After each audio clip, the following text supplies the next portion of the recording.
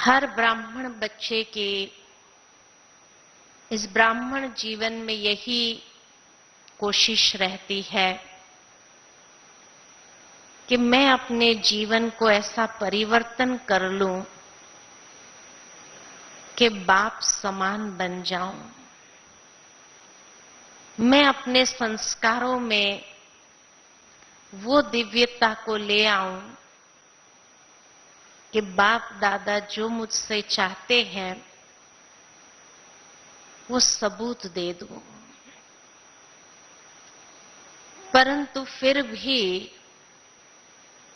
जितना ही प्रयत्न करते हैं उतना ही कहीं न कहीं कोई बात हमें पीछे खींचती है, और जो पीछे खींचती है उसी को ही हम दूसरे शब्द में कहते हैं संस्कार। ये संस्कार बनते कैसे हैं? संस्कार हमारे जीवन में बनते कैसे हैं? कैसे बनते हैं? हाँ, कर्मों से। खाली कर्मों से बन गए? आज किसी के अंदर नफरत का संस्कार है, नफरत भरा कोई कर्म किया नहीं है, लेकिन कहीं सूक्ष्म में वो संस्कार है। तो वो संस्कार कैसे बना?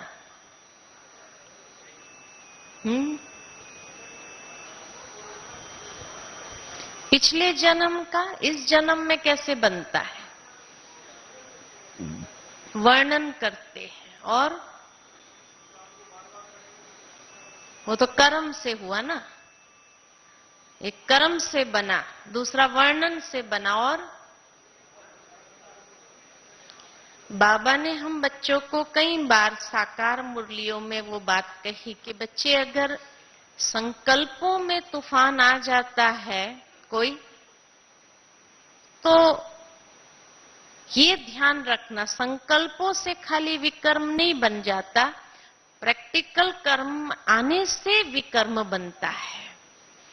इसलिए संकल्प जैसे आए तो उसको हटा दो, लेकिन वो संकल्प संस्कार कब बन जाता है कि कोई भी संकल्प को जब हम समझते हैं अंदर में बुद्धि से, उसको महसूस करते हैं, उसको विजुअलाइज करते हैं, अंतर चक्षु से वो कर्म करते हुए देखते हैं, अपने स्वरूप को वैसा देखते हैं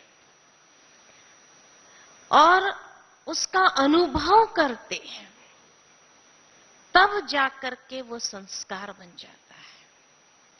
यानी वर्णन और कर्म ये तो स्थूल लेवल की बात हो जाती है, लेकिन जो संकल्प संस्कार बनता है तो उसमें बुद्धि वो संकल्प को जितना एनालाइज करती है, और एनालाइज करने के साथ साथ उसको विजुअलाइज करती है, उसको देखती है, वो स्वरूप को देखती है कि ये संकल्प को मैंने अगर कर्म में लाया तो कैसे कैसे कैसे होगा, उसको विजुअलाइज किया, उसको महसूस किया और उसको अनुभव किया।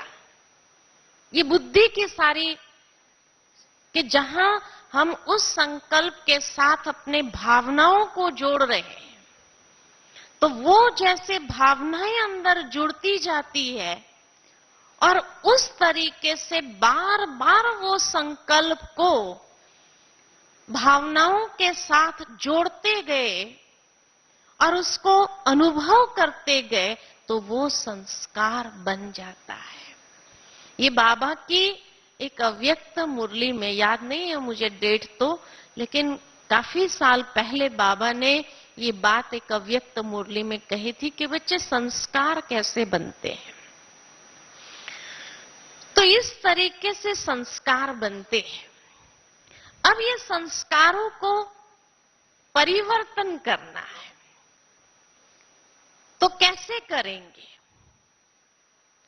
तो उसके लिए बाबा ने हम बच्चों को कई बार विधि अलग अलग रूप से बताई है। पहली विधि जो बताई है कि बच्चे अपने अनादि संस्कार को इमर्ज करो, क्योंकि जैसे कहा जाता है लोहे से लोहा कटता है, ऐसे संस्कार से ही संस्कार को खत्म किए जा सकते हैं। तो संस्कार कौन से इमर्ज करे? जो ये संस्कार खत्म हो। तो जो अनादि संस्कार है हमारे आत्मा के सातों गुणों के संस्कार, तो वो सातों गुणों को इमर्ज करो। कैसे इमर्ज करेंगे? तो स्मृति के अंदर वो रिकॉर्ड जो भरा है आत्मा के ओरिजिनल संस्कारों का, तो वो स्मृति के अंदर संकल्प से उसको महसूस करो। जितना ये सातों गुणों के संस्कार को हम विजुअलाइज करेंगे और उसको महसूस करेंगे, उसके साथ हम अपनी वो पॉजिटिव भावनाओं को जोड़ेंगे और वो स्वरूप हमारा कैसा होगा उसको आप स्पष्ट देखेंगे, तब वो अनादि संस्कारों को इमर्ज किया जा सकता है। और जितना ये अनादि संस्कार इमर्ज होंगे और उसको क्रियान्वित करो कर्म में, उसको ले आओ, तो वो जो मायावी संस्कार है, कमजोरियों के संस्कार है, उसको प्रयोग होने का चांस नहीं मिलता है, उसको प्रैक्टिकल में कर्म में आने का चांस नहीं मिलता है। और इस संस्कार को बार बार कर्म में लाने से, आत्मा के सातों गुणों के संस्कार को बार बार कर्म में लाने से वो संस्कार दृढ़ हो जाएंगे और वो संस्कार उसका स्थान ले लेंगे। जैसे उदाहरण देते हैं कि भाई एक मटका है, मटके में से हवा निकालनी है, खाली मटका है, उसमें हवा तो है ही है, हवा निकालनी है तो क्या करना पड़ेगा? पानी भरो। माना उसका स्थान जब कुछ और चीज लेती है तो वो चीज बाहर निकल जाती है। ठीक इसी प्रकार हमारे जो पुराने कमजोरियों वाले संस्कार है, उसको प्रयोग न करने के लिए अगर मैं ये सोचूं कि ये कमजोरी मेरी प्रयोग नहीं होनी चाहिए, ये नहीं होनी चाहिए, ये नहीं, आज दृढ़ संकल्प कर लेती हूं मैं अमृत वेले बैठ करके कि आज मुझे ये कमजोरी के संस्कार के वशीभूत नहीं होना है। लेकिन क्या होता है, आज मैंने अमृत वेला दृढ़ संकल्प ले लिया कि मुझे गुस्से के संस्कार के वशीभूत नहीं होना है, लेकिन देखा जाता उसी दिन क्या होता है, सबसे ज्यादा गुस्सा आता है। क्यों आता है? क्योंकि ये कमजोरी के जो संस्कार है उसको रिप्लेस नहीं किया। जब रिप्लेस नहीं किया तो वो तो उसका स्थान बना है ना, तो वो तो प्रयोग होता ही रहेगा ना, तो उसको रिप्लेस करने की आवश्यकता है।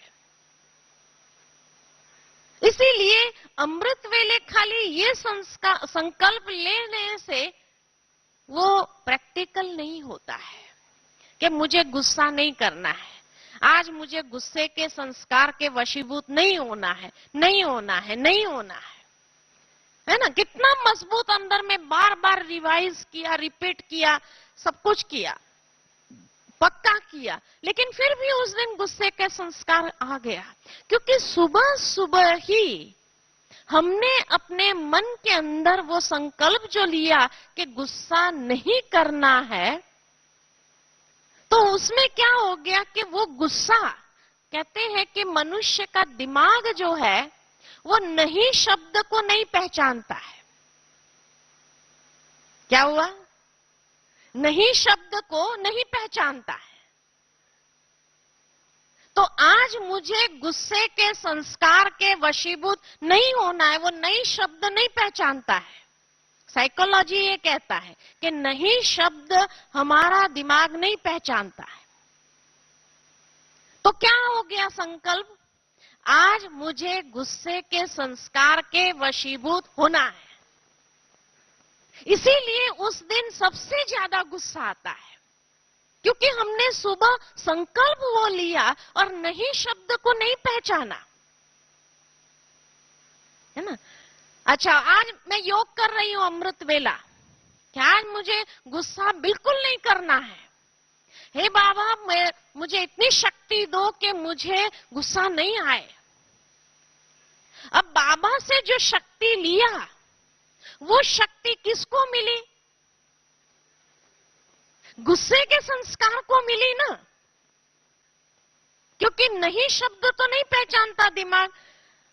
तो आज मुझे गुस्से के संस्कार के वशीभूत नहीं होना है, इसीलिए बाबा मुझे इतनी शक्ति दो। लेकिन संकल्प में क्या है? गुस्सा, क्रोध। तो वो जो बाबा से शक्ति लिया वो किसको मिली? कौन से संकल्प को मिली? क्रोध के संकल्प को मिली। इसीलिए उस दिन सबसे ज्यादा क्रोध आता है। ये नेगेटिव संकल्प है। ये नेगेटिव संकल्प अमृत वेला कभी नहीं लेना चाहिए। उसके बदले पॉजिटिव संकल्प क्या है? क्रोध नहीं करना है। तो पॉजिटिव संकल्प क्या हुआ? मैं आत्मा शांत स्वरूप हूं। आज मुझे सारा दिन शांति का स्वरूप बनना है, शांति का स्तंभ बनना है, शांति का लाइट हाउस माइट हाउस बन करके रहना है। तो क्रोध नहीं करना, ये संकल्प नहीं लो। लेकिन आज मुझे हर कर्म शांति से करना है, और शांति का मेरा स्वरूप कैसा होगा उसको आप विजुअलाइज करो। वो शांति की भावनाएं साथ में जोड़ो, वो शांति को महसूस करो, उसको अनुभव करो। और बाबा मुझे शक्ति दो कि आज मेरा सारा दिन शांति से बीते। देखा, गलती, थोड़ी सी गलती होती है। इसलिए कई बार हम नेगेटिव संकल्प पॉजिटिव संकल्प को भी पहचान नहीं पाते हैं। हम सोचते हैं कि हम अमृत वेले इतनी बाबा से शक्ति लेते, फिर भी ये संस्कार हमारा खत्म क्यों नहीं हो रहा है? लेकिन वो शक्ति किसको मिल रही है?